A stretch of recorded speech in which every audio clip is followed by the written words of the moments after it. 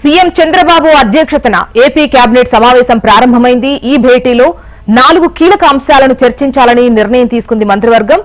Land titling act రద్దుకు ఆమోదం తెలపాలని నిర్ణయం తీసుకుంది. ఇసుక పాలసీకి సంబంధించిన విధి విధానాలు ఖరారు చేసి ఆమోదం తెలపాలి. ఇక పౌర సరఫరాలు, వ్యవసాయ శాఖల నుంచి లోన్లు తీసుకునే అంశంపై కూడా కేబినెట్లో చర్చ జరగనుంది.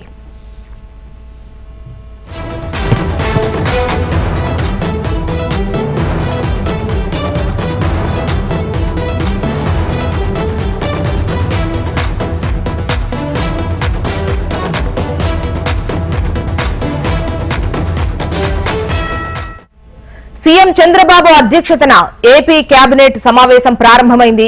ఈ భేటీలో 4 కీలక అంశాలను చర్చించాలని నిర్ణయం తీసుకుంది మంత్రివర్గం. 1, ల్యాండ్ టైటిలింగ్ యాక్ట్ రద్దుకు ఆమోదం తెలపాలని నిర్ణయం తీసుకుంది. అదేవిధంగా ఇసుక పాలసీకి సంబంధించిన విధి విధానాలు ఖరారు చేసి ఆమోదం తెలపనుంది.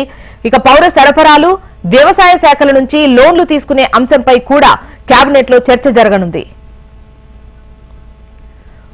రైట్, మరిన్ని వివరాలు మనకు కాంతి అందిస్తారు. కాంతి,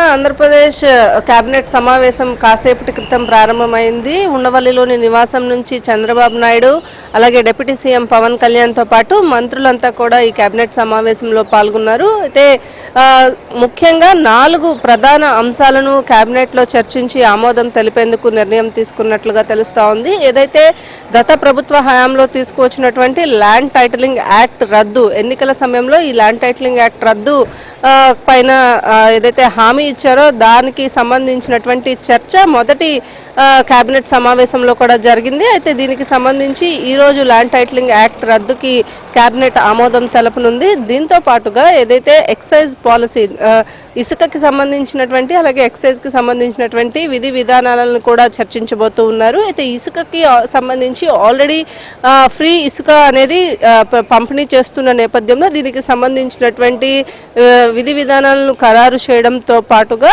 ఈ కేబినెట్ లో దీనికి సంబంధించినటువంటి ఆమోదం కూడా తెలపనున్నారు.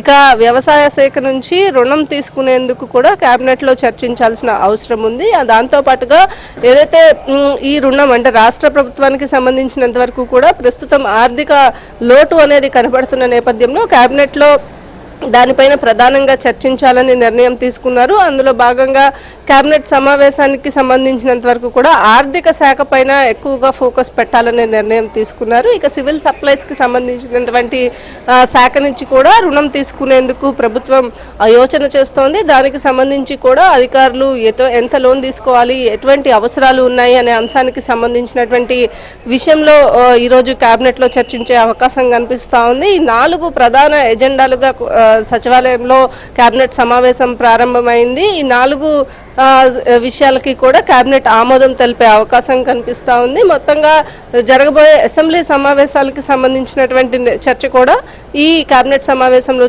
చర్చకు వచ్చే అవకాశం కనిపిస్తా ఉంది. జ్యోత్స్న. రైట్ కాంతి.